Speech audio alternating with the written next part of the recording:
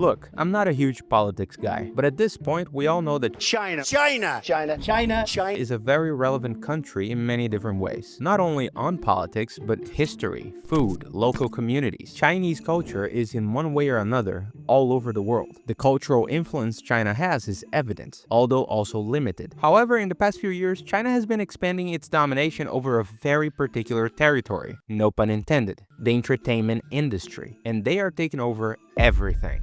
Okay, maybe not literally everything. Of course, China isn't that influential in the film or music industries when it comes to creating original work. Some Chinese artists might be popular, but it's not like they're developing a Chinese Hollywood or anything like that. Most of their influence in that area is related to how American movies are marketed. We all remember Disney trying to hide a black guy on the Star Wars promotion posters, or whether or not those movies are even allowed to be shown in Chinese theaters at all. In China, it's rated go fuck yourself.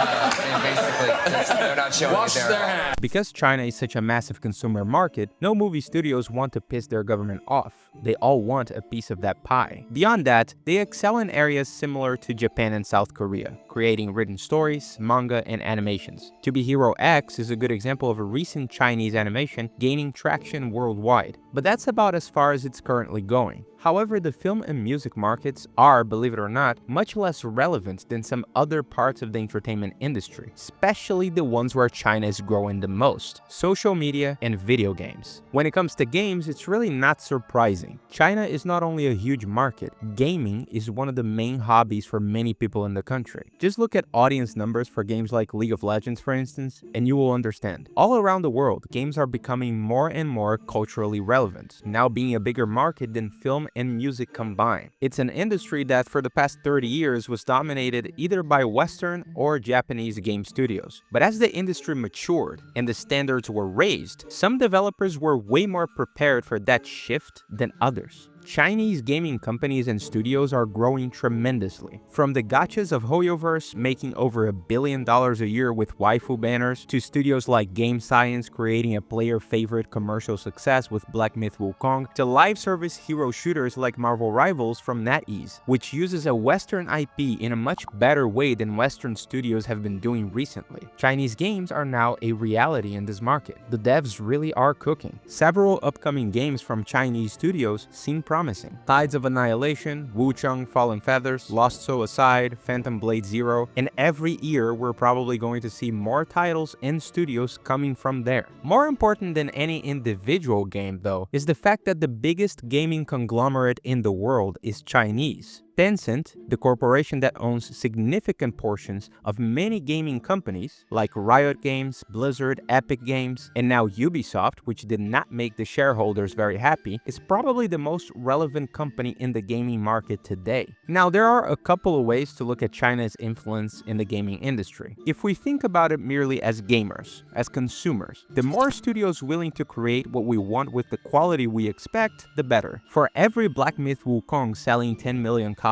in 3 days, we'll have more Western studios being afraid of releasing shitty games. Competition is always good because it leads to the overall improvement of the industry, and if some Western studios can't keep up with it, they're just going to shut down. However, from a political perspective, there's always a concern when talking about the Chinese government. We don't really know the extent of the CCP's influence over private companies, or if there's any particular agenda attached to the cultural relevance and reach their games can have. This kind of perspective might sound conspiratorial to some people, but as the guy who is skeptical about any government, I'm not the biggest fan of one-party states like China. And speaking of things I'm not a fan of, China also has a big influence in the social media market. While it's true that companies like Facebook or Meta and X are still a huge part of the social media ecosystem, a Chinese app was responsible for creating what's probably the most relevant social media trend of the past 5 years. Technically, TikTok can be considered an American/Singaporean company, but ByteDance, its owner, is definitely Chinese, and that's what motivated the US government to try to ban the app. The argument was that TikTok could share user data with the CCP, leaking information about American citizens to the Chinese government. Another concern was that through its algorithm, the platform could intentionally promote harmful or disruptive content to American users. A couple of years ago, they even held a hearing where where the CEO of TikTok had to testify before Congress. We all remember that. And I have to say, watching that hearing was one of the most entertaining 5 hours I've spent in my life. TikTok and ByteDance share legal teams. You confirmed this, correct? Our general counsel is Yes. an American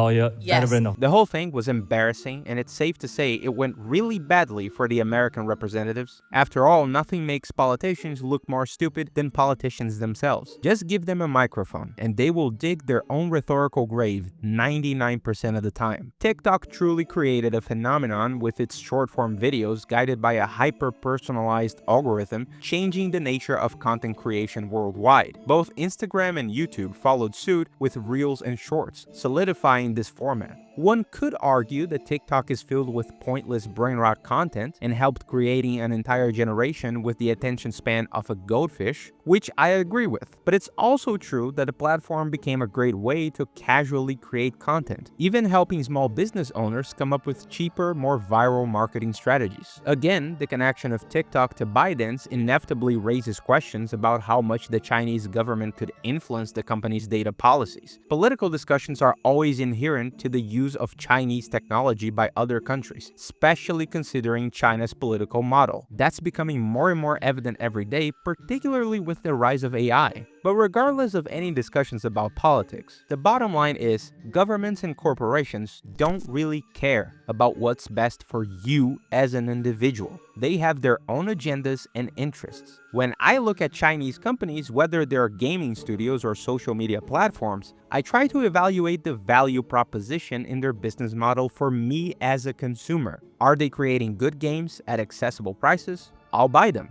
Is their social media entertaining or useful in any way?